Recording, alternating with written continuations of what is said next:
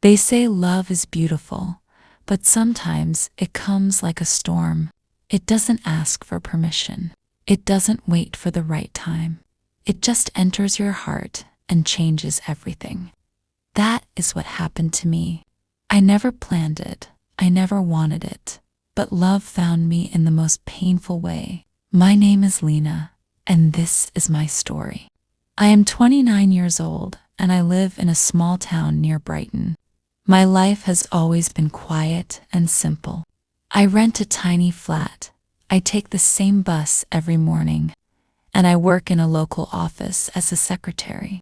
My job is not special, but it pays my bills. Most days feel the same. I type letters, answer phones, and smile politely. Nothing exciting ever happens to me, and sometimes I feel invisible in this world. One Monday morning, everything in my life changed. A new manager joined our company. His name was Michael. He was 38 tall, with dark hair and gentle eyes. The moment he walked into the office, everyone noticed him.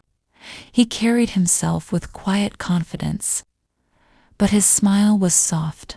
He greeted us one by one, shaking hands and saying our names with care. Right away, I felt something unusual in my chest, something I could not explain. At first, he was only my boss. I greeted him politely, gave a short smile, and returned to my desk. But slowly, day after day, I began to notice more about him. The way he leaned forward when people spoke, as if their words truly mattered. The way his voice stayed calm, even when work was stressful. The way he made the whole office feel lighter just by being there. I found myself waiting for his good morning every day, and my heart skipped when his eyes met mine. Michael noticed small things that nobody else did. He asked if I was okay when I looked tired. He remembered that I liked tea instead of coffee. He complimented the scarf I wore one winter morning, saying the color suited me. His kindness was simple, but to me, it meant everything. At night, in my quiet room, I found myself replaying his words, his smile, and his voice. I told myself not to think about him, but I couldn't stop. One afternoon, he stood beside me to help with a document. He leaned close, and for a brief second, my whole body froze. My face burned hot. My heart pounded so loudly I thought the whole office could hear it. He looked at me with concern and asked, "Are you all right, Lena?" I smiled quickly and nodded, but inside I was shaking. That one simple touch stayed with me for days, as if it had unlocked something I could no longer control. Then came the moment that shattered my heart. While Michael was writing on the board during a meeting, I saw it clearly, a silver ring on his hand, a wedding ring. My stomach dropped. My chest grew heavy. I tried to focus on the papers in front of me, but I could not. The truth was sharp and painful. Michael was married. He had a wife, maybe even a family. My heart whispered, "Stop now," but it was already too late. I had fallen too deeply. That night, I sat by the window in my small flat. Outside, the town lights flickered, but I felt only darkness. I whispered to myself, "Lena, this is wrong. Forget him. You must forget him." But my heart did not listen. My heart repeated his smile, his voice, his kindness.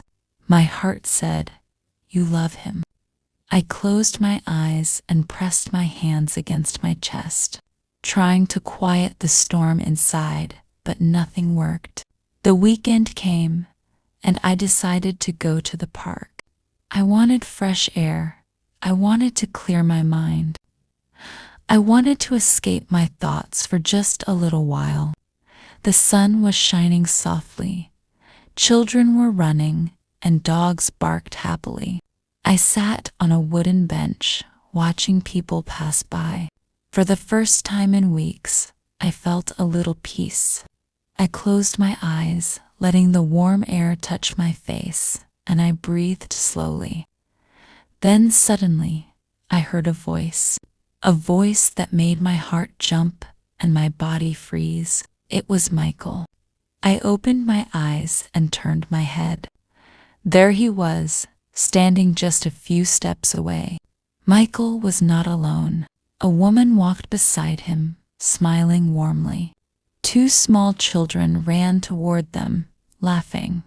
The little boy jumped into his arms, and Michael lifted him high, spinning him around. The girl clung to his leg, and he bent down to kiss the top of her head. They looked so happy, so complete, like a picture of a perfect family.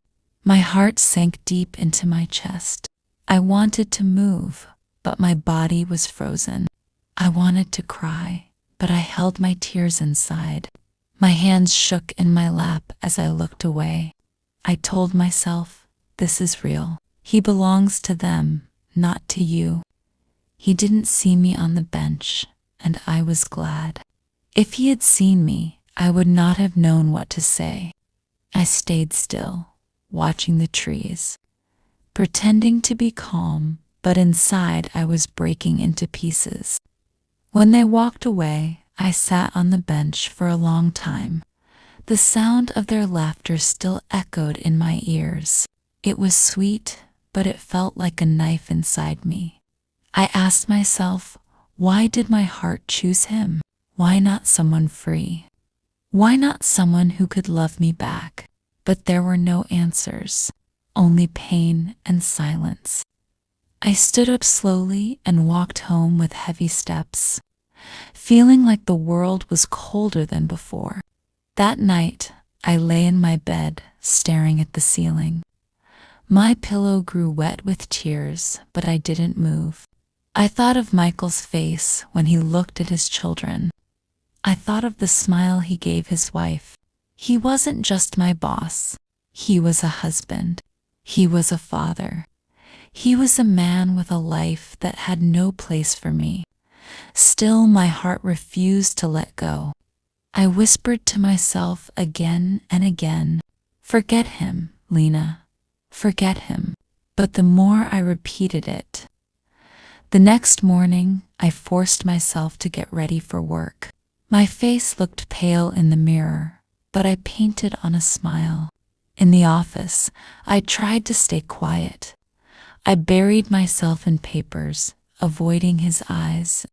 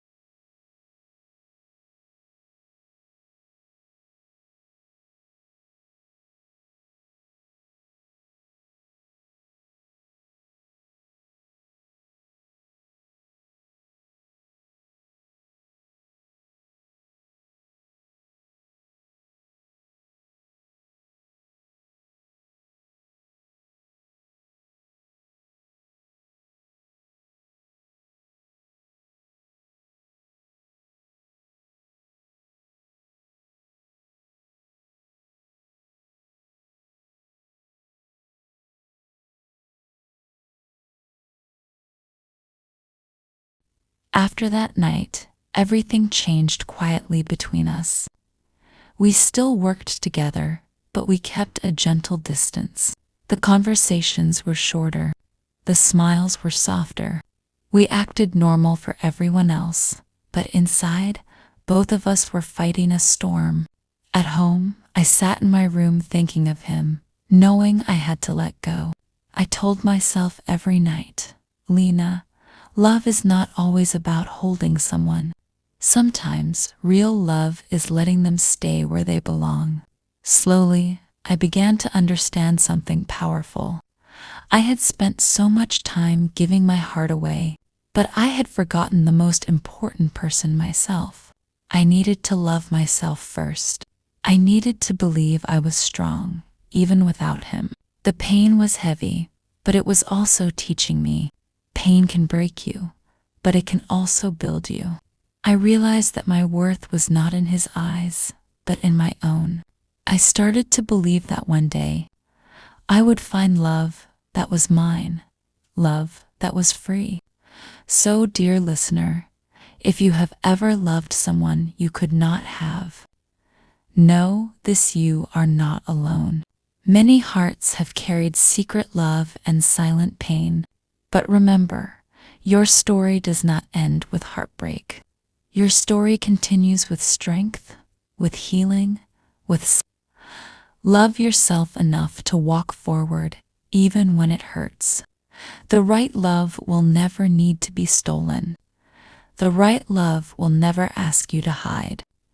If this story touched your heart, please like this video and share it with a friend who might need these words today. Leave a comment and tell me your thoughts. I love hearing your stories too. And if you want more simple English stories with deep emotions and life lessons, don't forget to subscribe. Together, we will learn English and grow stronger hearts, one story at a time.